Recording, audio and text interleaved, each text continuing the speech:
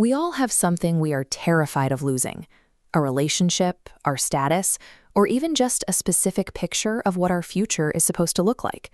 When we feel that threat, our first instinct is to grab onto it and squeeze it as hard as we can. We believe that if we just hold on tightly enough, we can freeze time. We think we can force the people we love to stay the same or guarantee a specific outcome simply through the sheer force of our own willpower. Psychology defines this as the control illusion. Look at this chart mapping the degree of control exerted against the actual integrity of a situation. Notice how, as our attempts to control increase, the system actually breaks down. We mistakenly equate extreme pressure with safety. The very mechanism we use to protect our lives, holding on with a desperate grip, becomes the exact action that fractures the relationships and goals we care about most. Think about holding a handful of dry sand. If you keep your palm open and relaxed, the sand rests there indefinitely. But the second you panic and clench your fist to secure it, the pressure forces the sand out until your hand is left completely empty.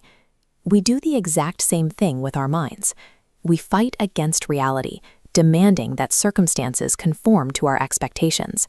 That constant, invisible tug-of-war drains our emotional energy and leaves us feeling angry, exhausted, and victimized by the world. Here is the uncomfortable truth.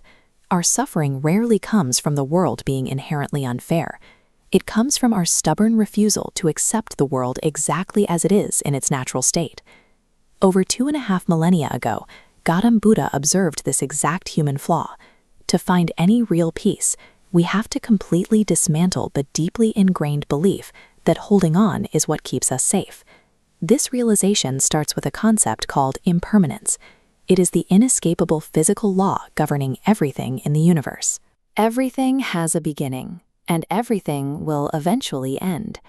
Because the world is built on constant change, trying to freeze a specific moment, person, or result creates massive psychological friction. We are essentially trying to build a brick wall to stop the tide. There is a classic Buddhist parable about a man who wades into the middle of a rushing river. He sits down and desperately tries to stop the water from flowing by blocking it with his bare hands. His efforts are entirely futile. Not only does the water keep moving, but his hands actually create a bottleneck, causing the river to crash against him with even greater turbulence.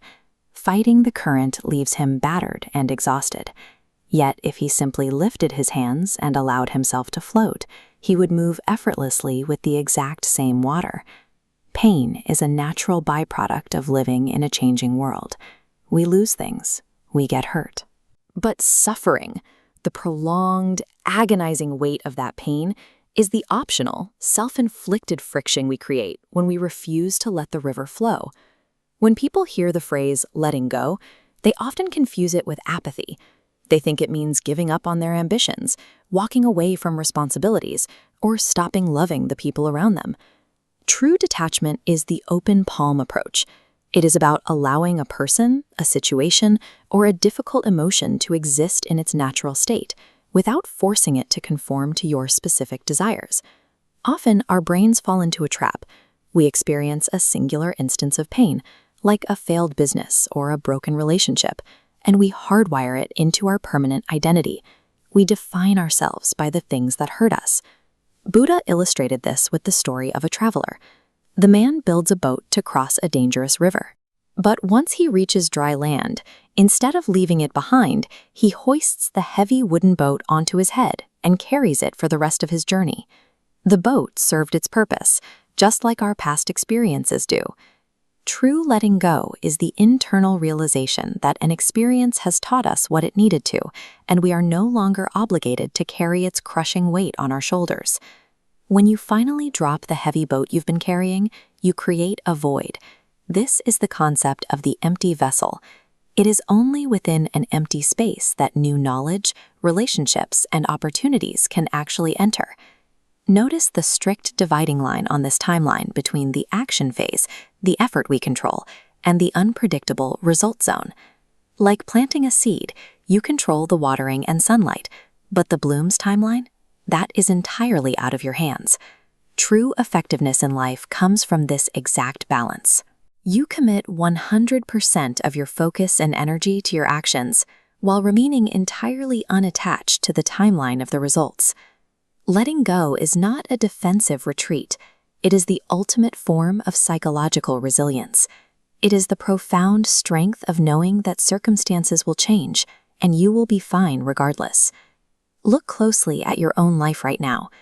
What is the specific past failure, the broken relationship, or the rigid expectation that you are currently carrying around like a heavy boat on dry land? In the exact fraction of a second you decide to drop that burden, an immediate internal shift happens. A sudden influx of peace replaces the exhaustion of holding on. The friction simply vanishes. We spend so much time demanding that the universe follow our script. Releasing our desperate grip on how life should be is the only mechanism that allows true inner freedom to begin.